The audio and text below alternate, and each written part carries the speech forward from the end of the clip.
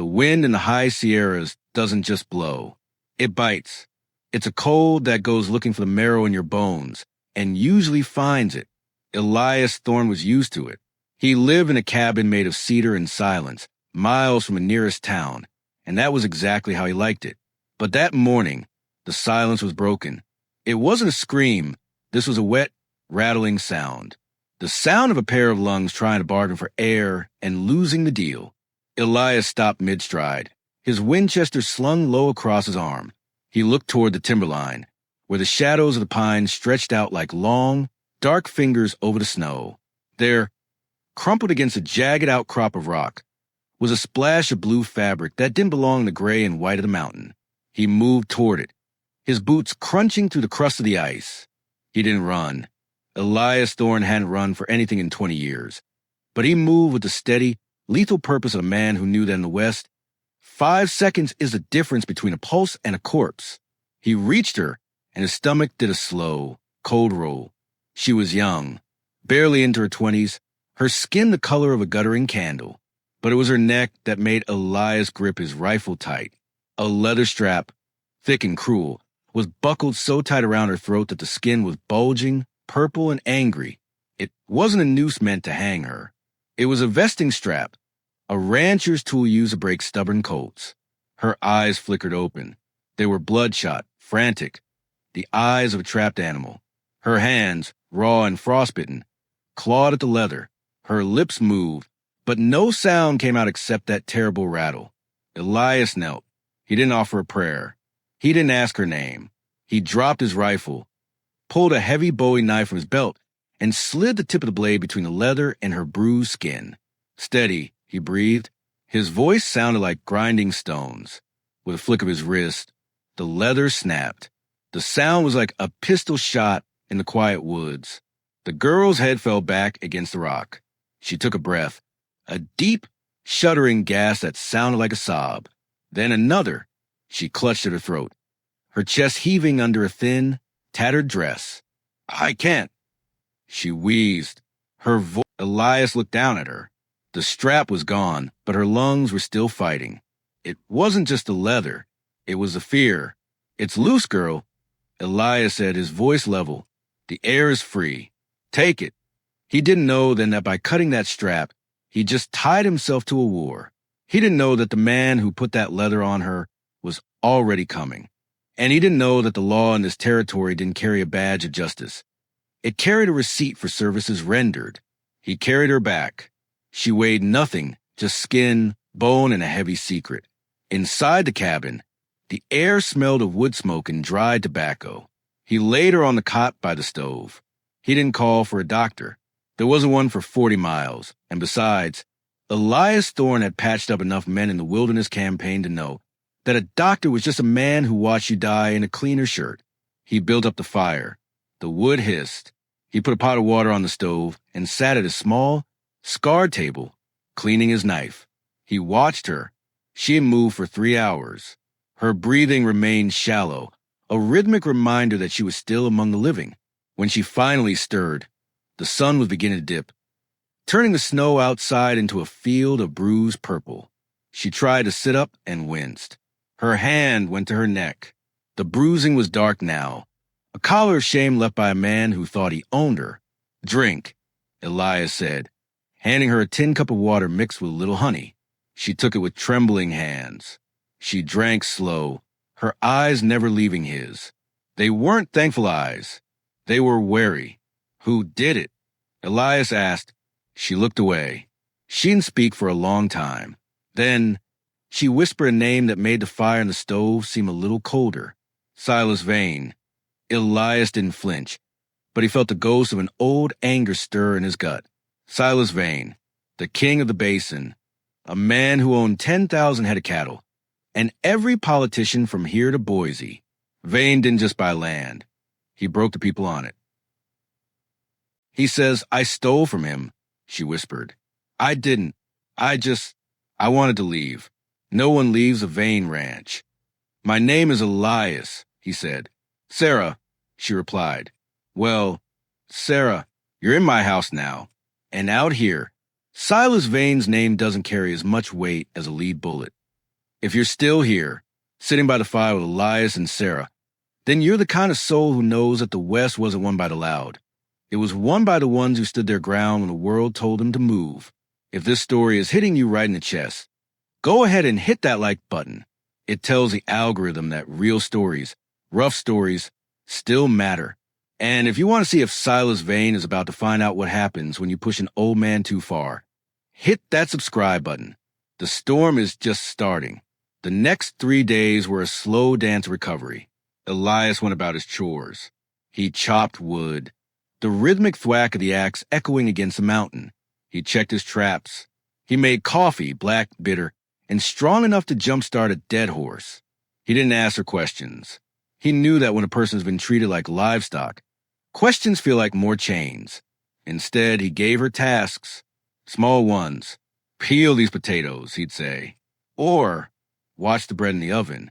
He watched her hands. At first, they shook so bad she dropped the knife.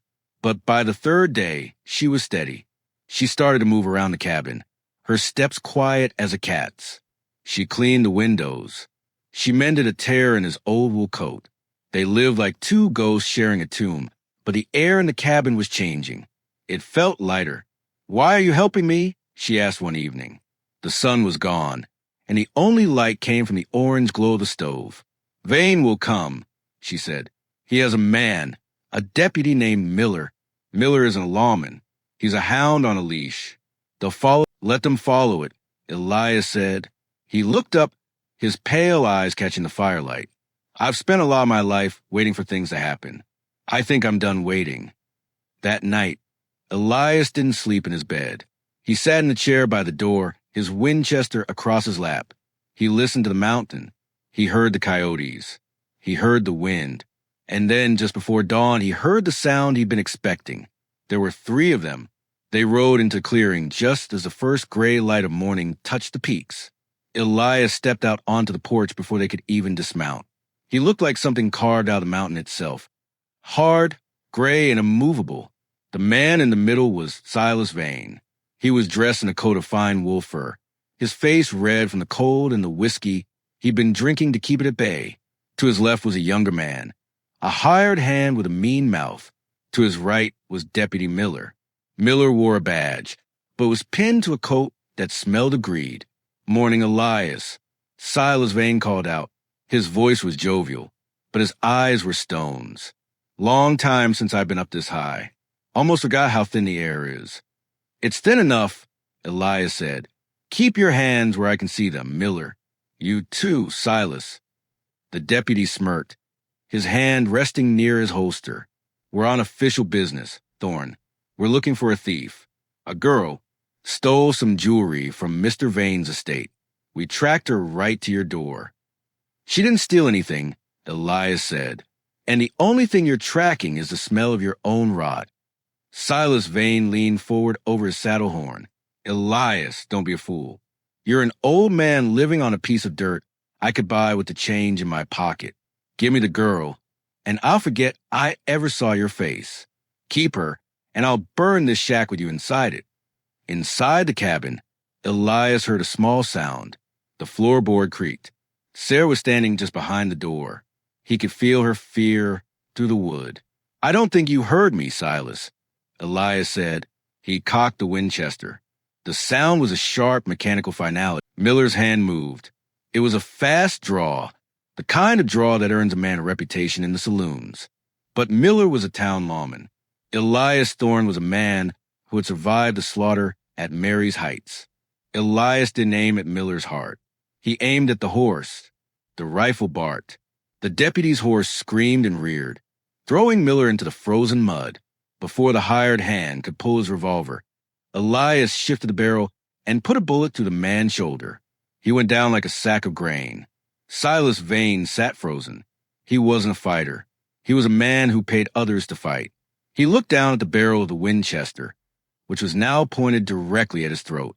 "Get off the horse, Silas," Elias said. The clearing was silent, except for the moaning of the hired hand and the heavy breathing of the down horse. Elias forced Vane and Miller into the cabin.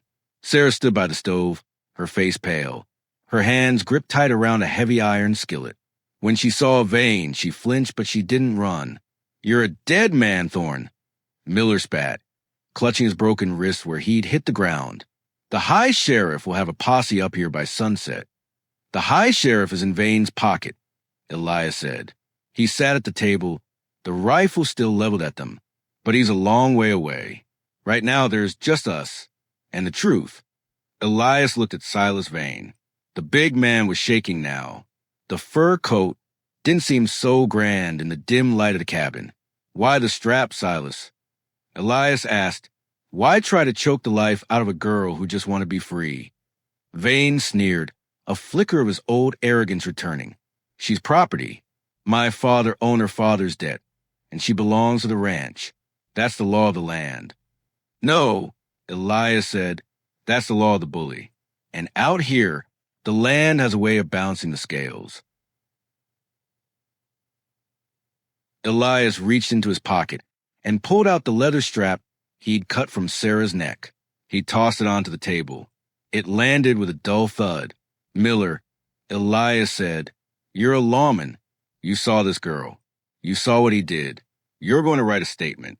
You're going to sign it. And then you're going to take Silas Vane to the federal marshal in the valley, not the local sheriff." "The marshal?" Miller laughed, a dry, hacking sound.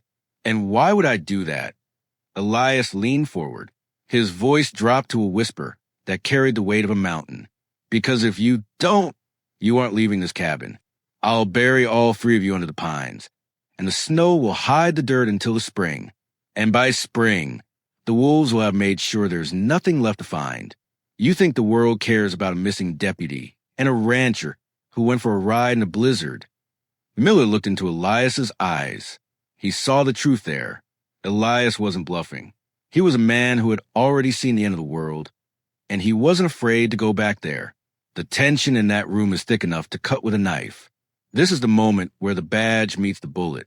If you're enjoying this deep dive into the grit of the Old West, let me know in the comments. Do you think Elias should have just ended it there, or was he right to try and use the law? Tell me where you're listening from, whether it's a rainy city or a quiet ranch of your own. Your comments keep this channel riding. The statement was written. Miller's hand shook as he signed it, the ink smudging on the rough paper. Elias had Sarah gather her things. He knew they couldn't stay here. The cabin was no longer a sanctuary. It was a target. "We're going down," Elias said to Sarah. "We're going to see this through." They spent the next 2 days riding down the mountain. Elias led Vane's horse by a rope, with Vane and Miller tied to their saddles. Sarah rode the hired hand's horse. She didn't look back at the mountain. She kept her eyes on the horizon. The federal marshal in the valley was an old... He looked at Sarah's neck. He looked at Silas Vane, who was trying to bluster about his lawyers. "Silas," Holloway said, "I've been waiting for a reason to take a bite out of you for 10 years. I think Mr. Thorne just handed me the teeth." Vane was taken to a cell. Miller was stripped of his badge right there in the street. It was a small victory. One rancher in a cell doesn't change the world. But for Sarah, it was the first time she breathed without fear in her entire life. A week later, Elias was ready to head back. He'd sold his furs and bought enough supplies to last the winter. He stood by his horse in the town square. Sarah was there. The marshal had found her a job at the local telegraph office. She looked different. She wore a dress that wasn't torn, and her hair was brushed. But she still carried that small, sharp look in her eyes, the look of a survivor. "You don't have to go back up there, Elias," she said. "It's lonely." Elias adjusted his cinch. "Loneliness is just peace that hasn't found its rhythm yet, Sarah. I'm used to it." "He might get out," she said, looking toward the jail. "His lawyers, his money." Elias climbed into the saddle. He looked down at her. "He might, but he knows where I live, and he knows I don't miss." He turned his horse and began the long ride back toward the peaks.